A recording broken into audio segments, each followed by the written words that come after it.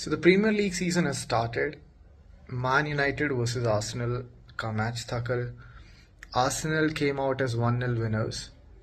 Crucial victory, I would say. Victories like these go a long way in the season. एक तो पहला match है, difficult match था पहला ही दोनों टीम्स के लिए, और आर्सेनल ने 1-0 की विक्ट्री निकाल ली कैसे भी करके, even though they were not the better team on the day. Looking at the match, if you are an Arsenal fan, you will not be disappointed. You would be more hopeful after watching such a performance. I'll tell you why. And if you are a Man U fan, you would be even more hopeful क्योंकि जो struggles रही है United की पिछले कुछ seasons में, उसके हिसाब से yesterday the match that they played, it was a lot different. जो रूबेन अमोरिम का प्लेइंग स्टाइल है वो मोर क्लियरली दिख रहा है अब इस यूनाइटेड टीम पे, एंड जो नई साइनिंग्स हैं they are proving to be extremely vital. Cunha for example, जब कूनिया को इतने पैसे देके खरीदा तो आई वाज सरप्राइज. मुझे लगा यार मतलब ऐसा क्या देख लिया. और यूनाइटेड की हिस्ट्री रही है to overpay for players. You take Sancho, you take Antony. So they overpay for players, and that has been their track record for few seasons. और ये भी मुझे वैसी कुछ साइनिंग लगी, बट कल मैंने उसको खेलते हुए देखा and I realized why he was signed. Ruben Amorim knew exactly the kind of players he wants for his system, and he is getting those players this season.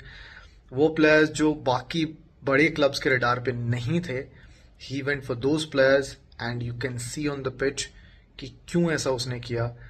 They are probably the missing pieces of the philosophy that he wants to implement there, और वो कल बहुत properly देखने को मिला. From an Arsenal fan's point of view, you would feel nice about yesterday's match, not because your team was the second best on the day, but because इस तरह की विक्ट्रीज बहुत जरूरी होती है. When you are not the best team but you still grind a 1-0 victory. These victories जब season end हो रहा होता है या लास्ट में जब पॉइंट्स पास में होते हैं तो बहुत क्रूशियल होती हैं. एक अवे स्टेडियम में एक डिफिकल्ट टीम के अगेंस्ट 1-0 की विक्ट्री निकाल के लेके आ गए सेकेंड बेस्ट होते हुए, तो as a fan you would be happy. जो न्यू साइनिंग्स आर्सेनल ने करी हैं वो भी बहुत अच्छा परफॉर्म करने वाले हैं. यू कैन सी दैट कि आर्टेटा ने क्यों उन प्लेयर्स को लेके आया है. यस, ग्योकेरेस ने कोई गोल नहीं किया, कोई सिग्निफिकेंट कंट्रीब्यूशन नहीं दिया, बट उसका जो प्रेस था, constant hunting of the centre backs, बहुत इंपॉर्टेंट था वो. जुबीमेंडी जैसा प्लेयर आर्सेनल बहुत टाइम से मिस कर रही थी. He distributes the ball very well, defensive cover देता है, प्रेशर सिचुएशन से निकाल सकता है बॉल, प्रेस रेजिस्टेंट है. That kind of player runs the match, और वो कल देखने को मिला मैच के अंदर.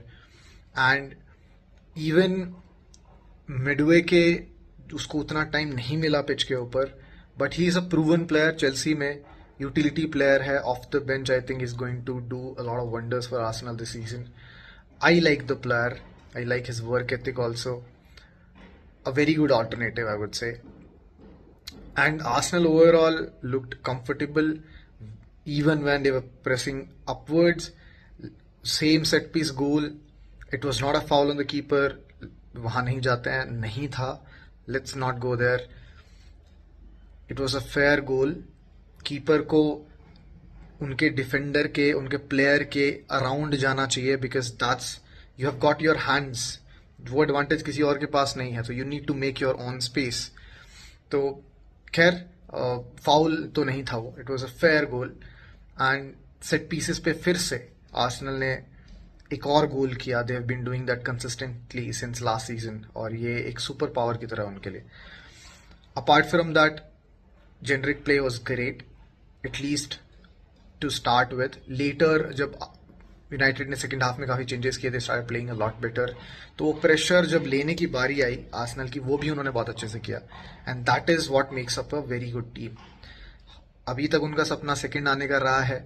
लेकिन आई होप इस सीजन में with all the new signings और इस तरह के रिजल्ट्स ग्राइंड करने की एबिलिटी से they can finally win the Premier League or the Champions League. They've had a very good project for some time, and I hope it returns something to them. Now, from a United fans' perspective, you would be delighted to see कि finally एक identity देखने को मिल रही है United team में. Amorim को जो जिस चीज़ के लिए लाया गया था धीरे धीरे टीम को बिल्ड करने के लिए, वो उसने स्टार्ट कर दिया है.